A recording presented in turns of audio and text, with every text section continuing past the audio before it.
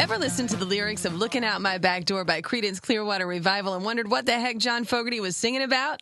It's such a trippy song lyrically that it's easy to think it was inspired by certain illicit substances. But as Fogerty has said many times, that is not the case.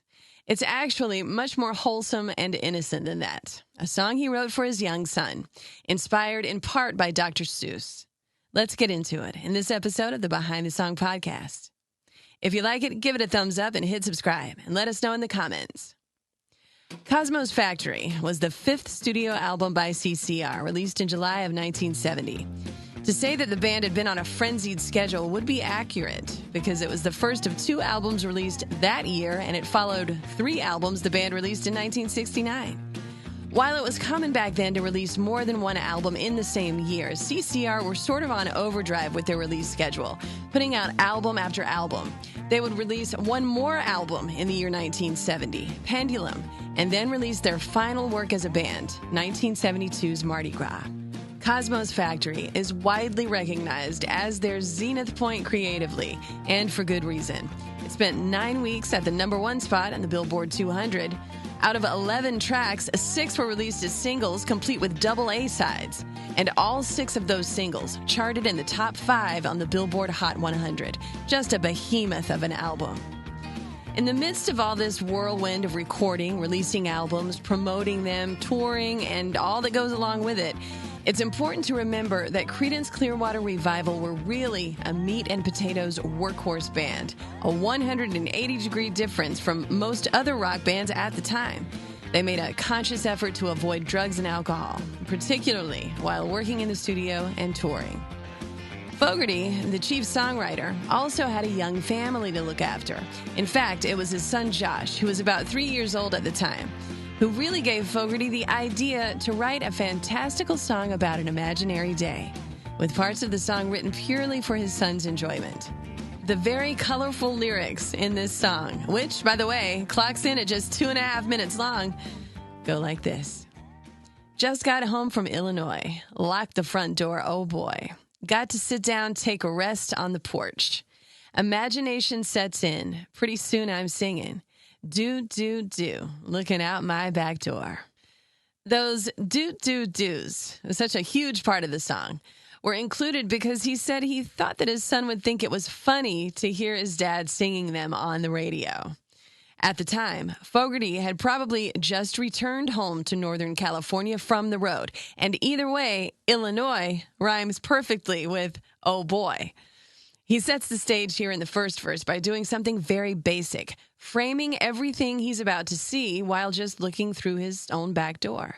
And that's important because it establishes a real home base for this wild trip that he's about to take us on. And the song goes on. There's a giant doing cartwheels, a statue wearing high heels. Look at all the happy creatures dancing on the lawn. Dinosaur Victrola, listening to Buck Owens. Do, looking out my back door. Now sure, with giants doing cartwheels and statues wearing high heels, rumors flew that this song was based on some kind of drug trip. And it's not hard to see why with these lyrics, in 1970, fresh off the Summer of Love. But this band from Northern California were very unlike their contemporaries from San Francisco, Jefferson Airplane and the Grateful Dead, when it came to counterculture sensibilities. The album title kind of says it all about their approach to being in a rock band. Cosmo's Factory was named by drummer Doug Cosmo Clifford, who called their rehearsal space the Factory because Fogerty made them rehearse there almost every day, working hard to perfect their sound, working like a factory worker worked. Buck Owens, the architect of the Bakersfield country sound that Fogerty so admired, is name-checked here, playing on a Dinosaur Victrola, that old sound. And the sound of this record has that Bakersfield swing to it, too. Fogerty even later covered a Buck Owens tune, I Don't Care, Just As Long As You Love Me, for his 2009 album, The Blue Ridge Rangers Rides Again. Creedence Clearwater Revival sounds the way it does because the songs are rooted in early rock and roll, rockabilly, old country songs, and blues songs, old and eternal. And because this song is really a children's song, a parade and a book by Dr. Seuss inspired what comes next, as this extraordinary song continues. Tambourines and elephants are playing in the band. Won't you take a ride on the flying spoon? Do, do, do. Wondrous apparition, provided by magician. Do, do, do. Looking out my back door. The Dr. Seuss book, titled And to Think That I Saw It on Mulberry Street, is the one Fogarty had in mind for looking out my back door. The book follows the adventures of a boy named Marco, who is told by his father to keep your eyelids up and see what you can see. Marco only sees a horse pulling a wagon on Mulberry Street where they lived, and so he began to envision more interesting scenery. The horse turns into a zebra, then an elephant, the wagon turns into a chariot, then a cart carrying a full brass band. Marco adds a parade to his daydream with an airplane dropping confetti and on and on and on. But when Marco returns home, he's too embarrassed to tell his father what he had conjured up in his head, and instead just tells him that all he saw was a plain horse and wagon on Mulberry Street. By the way, that was the very first book published by Theodore Seuss Geisel under the name Dr. Seuss, and it went to print in 1937. And again, no, the flying spoons referenced in the lyrics had nothing to do with drug culture, just a funny image for a kid's song. Fogarty repeats the lyrics about tambourines and elephants and flying spoons, and then he sings, "Bother me tomorrow, today I'll buy no sorrows. Do, do, do, looking out my back door." In just those couple of lines, he gets across the whole point of the song, just trying to have a little fun with his son, making an imaginary world to escape into for a couple of minutes. In fact, the song ends almost as quickly as it began, with Fogarty forwarding his troubles to Illinois like a piece of mail out there on the road, far away from this wondrous little moment at home, with these lyrics. "Forward troubles, Illinois. Lock the front door, oh boy. Look at all the happy creatures dancing on the lawn. Bother me tomorrow. Today I'll buy no sorrows. Do, do, do. Looking out my back door."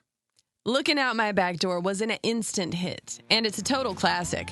Fogarty sings it like sunshine beaming on a gravel road, and it was only kept off of the #1 spot in the Billboard Hot 100 chart by Diana Ross's version of Ain't No Mountain High Enough. It did go to #1 in several other countries, but CCR actually never had a song to hit #1 in the States. This was their 5th #2 hit on the chart, more than any other group to have that many songs achieve the #2 spot. The song and the Cosmo's Factory album will never run out of steam. By 1990, the album had gone 4 times platinum, and who could forget hearing Looking Out My Back Door in The Big Lebowski when the dude is playing it in his car, following the car that was carrying his stolen rug. Cosmo's Factory is on Rolling Stone's list of the 500 greatest albums of all time, and it's one of the reasons that Creedence Clearwater Revival were inducted into the Rock and Roll Hall of Fame in 1993. So, what other songs seem to be about one thing, but are really about another? Something to think about. Until next time. I'm Janda, and this has been Behind the Song.